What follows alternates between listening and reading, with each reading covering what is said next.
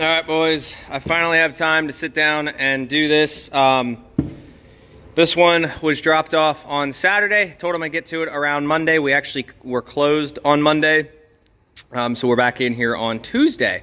And we're gonna be going through and installing some airbags on this bad Larry. Now let me get under here. You guys will see this is a coil spring rear end. He brought me an entire AirLift 5000 bag system and wireless compressor and all of this stuff. So we are going to be installing that as well. Now I've done these for customers before, so I know what my hourly rate is on these things to install. I've never installed one on a coil spring truck, but you and I are going to get in that today together. But I actually don't remember what year this truck is. All I know is it's a 4th generation truck. And it is a 1500. It is a gasser. Generally, I don't do those, but airbags, it's all the same with those things. So, with that being said, let's start taking all the parts out, figuring out what we have, what we don't have. All right, so I don't expect anyone coming in today. So here's what we got. We got the 2 bottom brackets. I got all of hardware for the bungs here. You can see right there, the air inlet. We got all the bolts, nuts. This is how this was brought to me. So these were already kind of, sort of, thrown together, so we're going to keep those loosely fitted. There's a bolt that goes here, there's a bolt that goes here. We have the zip ties, and then over here we have the exhaust shield and the line here. Now I'm not sure how it's going to work on a dual exhaust. I haven't had to do one of these on a 1500, so let's get under here and check it out. Because on the diesels, when it comes out on the one side, you're supposed to use the heat shield on that side. So if we get under here, it looks like that one's going to be way closer than that one. So we'll see how it goes. The other thing that I like to do on these trucks, especially trucks that have been messed with suspension wise, this truck looks pretty low. I don't know if he leveled the front or if he lowered the rear to match the front, reverse leveled it. But what I do is I get it up in the air and I try to get this axle as low as physically possible away from the frame, so separate them as much as possible. All right, you guys are gonna love this one. So I saw it and I figured this is where it was going, but I was like, you know what, we'll read the directions on this one. So we have to, it wants us to pull the springs out. It wants us to grind both of these guys off, which I figured this is where it was going. These were definitely going to come off anyway. So both the springs have to come out. This is going to be a longer job than I thought it was going to be because coil springs. Yeah, so grind these all around, remove these, and then there's a hole up in the frame. We do have to, yeah, we're going to have to lift this thing up a lot higher, remove the lower shock bolts. And yeah, this is gonna be a fun one. I gotta take the wheels off on this one, but I decided to be a smart ass here because I said about how the lug nuts were too tight on the last truck. And I told you guys, be careful who you let work on your shit. So these are an example of lug nuts that were actually tightened properly. I'm gonna show you something here. This is a Milwaukee 18-volt fucking impact, all right? There is absolutely no reason that it shouldn't be able to break it free, all right? You guys see that? It does not matter. It shouldn't matter how many extensions I have on this. If this one extension makes it too hard to get these lug nuts off of a 2500, they are too tight. It is that simple. There's no reason that these lug nuts need to be 170 plus foot-pounds when the factory spec, now I don't know what it is on a 1500, but on a 2500 and 3500, it even says on the lug nuts 140 foot-pounds. This one little extension is not too much. So keep that in mind. Careful who you let work on your shit. This one little 12-inch extension is not going to give you a problem with removing lug nuts, and if it is, the lug nuts are too tight. Torque them to the factory specs. It says on the end of the lug nut where you're supposed to do it. I got to take these wheels off and take out the wheel liner because we're going to be drilling some holes in the side of the frame. and also taking the wheels off will let me get the axle lower without making me move them, but it's just gonna make everything a lot easier. All right, we got them out. Not a big deal, super easy. Brake lines are not stretched. Same thing with over there, and I put wood blocks underneath of them. So what we're gonna have to do is grind this thing out. Actually looks like we might not need to take this out because our 2 holes are gonna be right here. What they do is they give you some industrial cell tappers, and these go pretty much into the frame. You can see how there's a little bit of a cutting mechanism there on the end. And then these guys later on, look at this nice bracket here, is eventually gonna sit something like that. So it'll be a nice product when it's done, but the fact that we're cutting all of this stuff off, this truck will never, ever, ever be made to run without airbags again, unless you wanna put a set of them back in. So I'm gonna go ahead, get them things grinded out, and yeah, not looking forward to that. But after that, it should be smooth sailing, and then getting the springs back in and the shock bolts back in. Definitely needed to take the shock bolts out though. They were right, because you need like an extra inch. And this isn't even as down as far as I wanted to go, but like you could literally just pop the bottom of the springs out. These 1500s has some really soft rear suspension. So if you're towing anything with these things, they're definitely gonna squat. So I got the bump stops, brackets removed. There's no way you're fitting a grinder up in there. So I cut them off with a Sawzall. See here, and then I came through with the flap disc. You guys can see how nice and smooth they are on both sides. So I'm gonna hit them with a little bit of black paint to protect them. And then we're gonna start putting the top brackets back in. I got plenty of selection up here, so probably just take a regular black paint, throw it up in there, protect it. So we got the holes drilled. You can see there's 2 there, and then there's 1 underneath. Basically what you do here is you tighten this to where it can slide just enough. Then there's 2 holes here and 1 hole here. And then you punch it in, this stays loose. And we're gonna throw some paint on that real quick, and I'll show you the aftermath. And I'm also gonna blow all of the metal shavings off. Gonna go grab my leaf blower and start getting all this metal shavings out now that we're done. All right, throw a quick slap of paint underneath there. There you go, she ain't going nowhere. That's how that bolt's supposed to be. It's just a centering pin, not supposed to be tight, but these 2 are tight up against the frame. I wish that they would have made it, that it like contoured the frame, but I get it, it's cheaper to make if you just do a flat piece like that, but it is what it is. I don't know, if they could do some cool bends here, I feel like they should be able to do some cool bends there. But I'm gonna duplicate this on the other side. You can see there's no, this little leaf blower puts in fucking work. I use that thing probably 4 or 5 times a day. All right, so we got the finished products here. This one is the driver's side, this one's the passenger side. So we're just getting our carriage bolts in and ready. So we're gonna go throw this one on this side. I did get the springs back in the same orientation. The shocks are on, everything is torqued down, and there isn't hateful pressure on the brake lines. Be careful with those guys. And then all of any paint that needed to be thrown on before we screwed the bolts in, that is done and taken care of. So next step, let's get this driver's side one in. So we got this side in, I got everything tightened down, you can see. So now we just gotta route the air on this side, but we're gonna get the other side up, and then I'm gonna put the axle on the jack stands instead of the actual frame itself. So once we get this guy on, these are already torqued down, ready to go.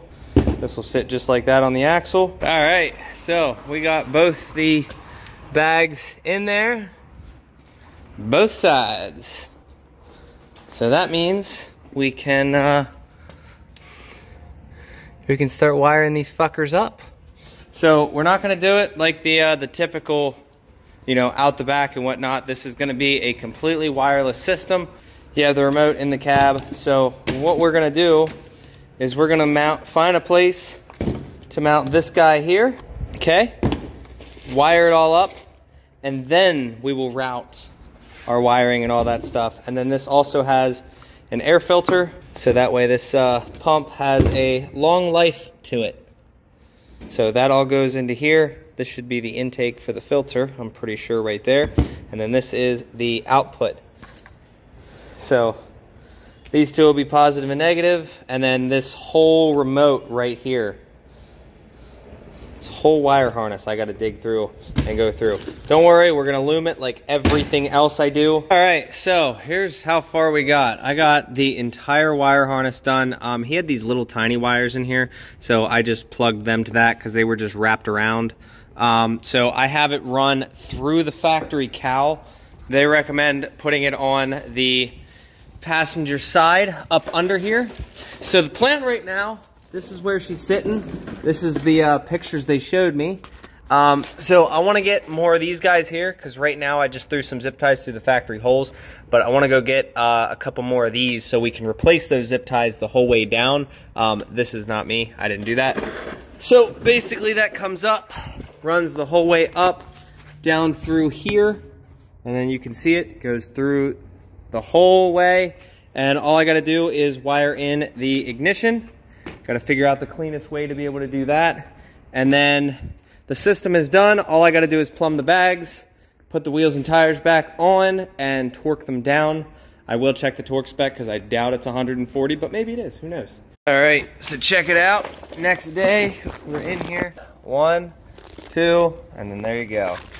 We got more of them fucking things along the frame. I'm not touching this. This isn't me. Yeah, we're not for me to sit there and do all that and put it, but it goes that way and down and under. That's for the rock lights. So there you go. We have those nice little ties in there. And this is what we got left right here is this one wire. So we got to figure out a spot in the fuse box to put this. I was hoping to be able to use one of the open holes, but it looks like that's going to be a little tricky considering that they just leave all the clothes. Like there's one there. Let's see how this goes. But you can see here's the wiring. Comes all the way over, hides back behind the factory cowl. We have the ground here. We have the positive with its fuse here. Might throw a little bit of loom on this side once I can cut it. And then it goes down back in here, and then we can finalize it. So it's all a harness. So if he ever wants to undo it, you can undo this, undo these two wires, pull it back through, and it matches this truck specifically. So I'm gonna cut this loom as soon as I know how long it needs to be. All right, so we're gonna scrap the fusible link idea. I'm gonna show you guys a trick to make this as clean and factory wiring and throw stuff in aftermarket. So we have a spare fuse slot right here. This is keyed on power only. So if we flip this tip'em to the back, I'll show you right here. You see this prong here? This is the fused side. So if I throw a fuse in here, this little prong right here will have 12 volts. Then if you look at the back here, there's an open slot. So what you can do is you take the wire and you pop it into that back slot with the proper connector on the end of it, and bam, you now have a fused signal output. So that's what we're gonna do. Rather than doing fusible links, we're just gonna add a fuse. I have it marked right there, and then this will be fused from here. I will make a note on that on the lid, and it will look 100% factory. Don't need to drill into here. This is what the factory uses these spares for. You can see spare, spare, spare. There's a bunch of different spares throughout there for different things. So that just happens to be the one that we're going to use. And you can add these in yourself as well, but might as well use what the factory provides. All right, show you guys a trick. We got that all popped in there. Pop that back down. Now it's all back to factory. And then we're gonna use a heat shrink butt connector on to connect those two. And then this is fused. All we gotta do is throw a tiny little fuse in there, and then we have power. I do have this taken off, but I know someone's gonna probably complain about it. I have a ton of these wires from our parts trucks, and don't worry, they're clean. There's no rust or corrosion on them and whatnot. But go in there, throw a tiny little heat shrink butt connector on there. I don't have the connectors to be able to pop that in anyway, but we did have to go down a wire size to make this work. So just keep that in mind. I'm gonna cut it as short as possible. All right, now the cool part about this, you can see there's the one wire that comes loomed in, is that we're not messing with any factory wiring. If someone wants to come in here one day and take all this out, There's no wires cut. There's none of that. This whole thing, you just unclip it, take it, done. No need to cut or fix any of the factory wiring because I didn't cut any factory wiring. So that's what makes this super nice, and they do give you these options from the factory. This is one of our things where it's like we're really shooting up with quality control. Shit, I left my drill over there. But now you can see there's no holes drilled in this. It doesn't look sloppy, none of that stuff. So now just tighten that up, pop a fuse in there, and then we'll go do some testing. Well, boys, so I was wondering why it was working with the key off, but I was correct. It doesn't have power when it's off. So everything's good here.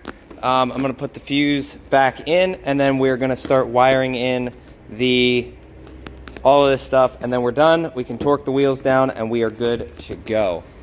All right, torquing these bad Larrys down to 130 foot-pounds. Cross.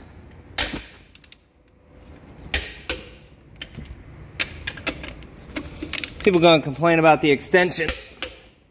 That's fine. The extension ain't hurting anything. Especially when you got deep dish wheels like this. So, deep dish wheels require a deep extension. They're good, everything's torqued down. Truck is 99.9% done. I just gotta put these wheel caps back on, and then I will show you how the system works. All right, going through, playing with the system now. We're gonna put it down to 20.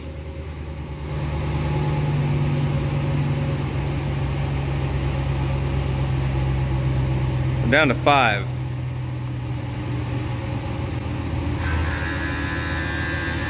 Look, there it goes. All on its own.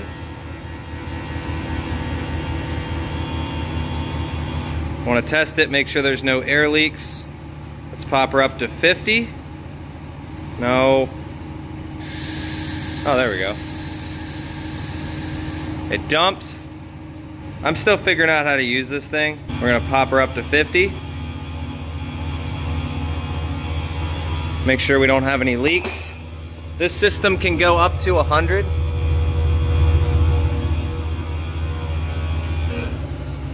And we got the airline run. I have it down through the middle. Let's do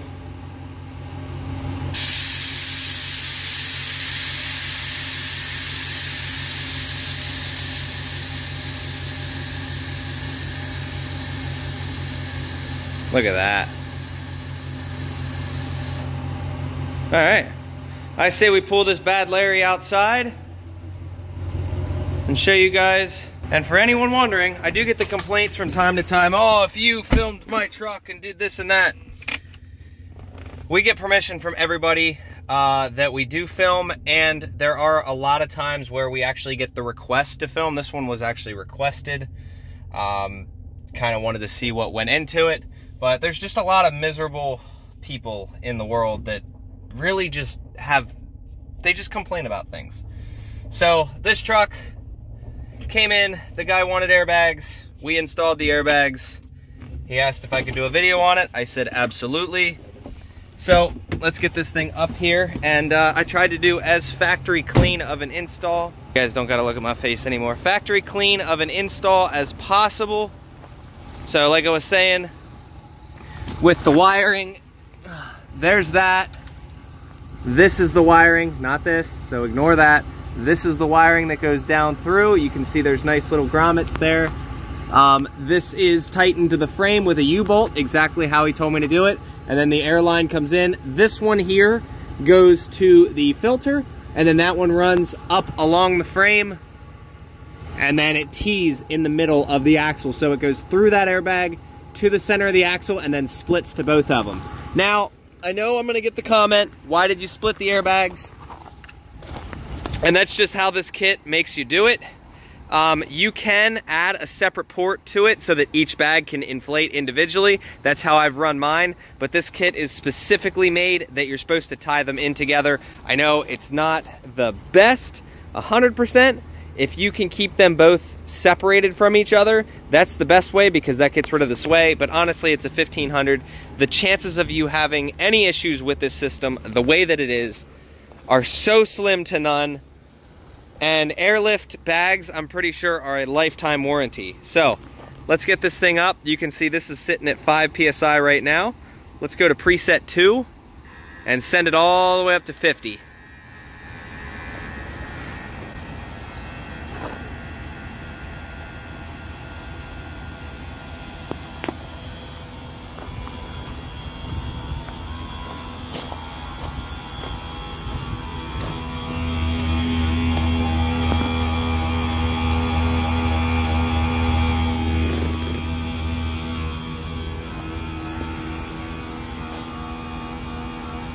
Goes up really slowly, but it works. See the gap difference now? This was a leveled truck prior, and now we have a ton of rake. And then we'll go back to, come on. Wait, hold on. There we go, preset 1. Look at it dump. All right, well, that's it. Sounds like we got a good working system. I'm gonna get this thing parked, and then we will we'll go clean the shop. But if you guys are wondering, this will get mounted somewhere on the dash wherever he chooses. So we're just gonna set that right there. And for shits and giggles, let's see if we can feel this in. Well, I guess it doesn't really matter. But we can, let's go to preset 2 and then just drive it while it's doing it. So you can drive while this thing's filling up as well. It's filling up as we speak. I can actually already feel the rake kind of going up, and the ride gets stiffer as the airbags go up. All right, and then we will, we're gonna dump it. That way there's not air sitting in there. See if I can feel it. Yep, there it is. All right. Get all that air out. And then when we turn the key off, it should not drain the batteries because we have it on a switched source.